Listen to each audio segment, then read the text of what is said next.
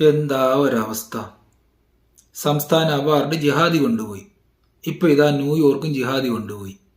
ലോകം മുഴുവനും ജിഹാദികൾ വളർന്നു പന്തലിക്കുകയാണല്ലോ ദൈവമേ. ആ പാവപ്പെട്ട ഫസൽക്കാരായിട്ടും ഹാർപ്പിക് ഹുസൈനും പട്ടി കുരയ്ക്കുന്നത് പോലെ കുരച്ചുകൊണ്ടാണ് അവർ പറയുന്നത്. എന്തെല്ലാം കള്ളത്തരങ്ങൾ കൈന്നിട്ടാണ് അവർ പറയുന്നത്. എന്തെല്ലാം ത്യാഗങ്ങളും കഷ്ടപ്പാടുകളും സഹിച്ചാണ് ഓരോ കള്ളത്തരങ്ങൾ അവർ കണ്ടുപിടിക്കുന്നത്. ഇവരിങ്ങനെ കുരയ്ക്കും തോറും ജിഹാദികൾ വളർന്നുകൊണ്ടിരിക്കുകയാണല്ലോ. ആ പാവപ്പെട്ടവരുടെ കണ്ണുനീരും ഈ കരച്ചിലും കുരച്ചിലും നിങ്ങളാരും കാണാത്തതാണോ? അതോ കാണാത്തതുപോലെ അഭിനയിക്കുകയാണോ? ഏതായാലും ഹാർപ്പിക് ഹുസൈന്, ഫസൽക്കാരാട്ടെ, നമ്മൾ തളർന്നു കൊടുക്കാൻ പാടില്ല. നമ്മൾ ഇതിനെതിരെ ശക്തമായി പ്രതികരിക്കണം. ഒരു ജിഹാദിയും വളർന്നു വരാൻ പാടില്ല. അവരങ്ങനെ വളർന്നു വന്നാൽ നിങ്ങൾ എങ്ങനെ ജീവിക്കും? അതാണ് എൻ്റെ സങ്കടം.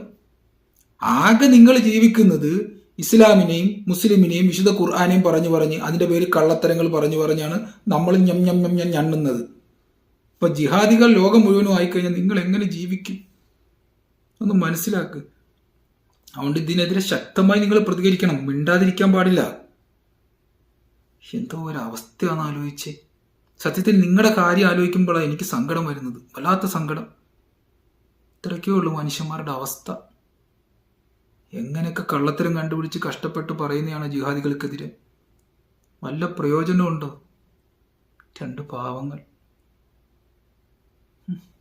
കഷ്ടം.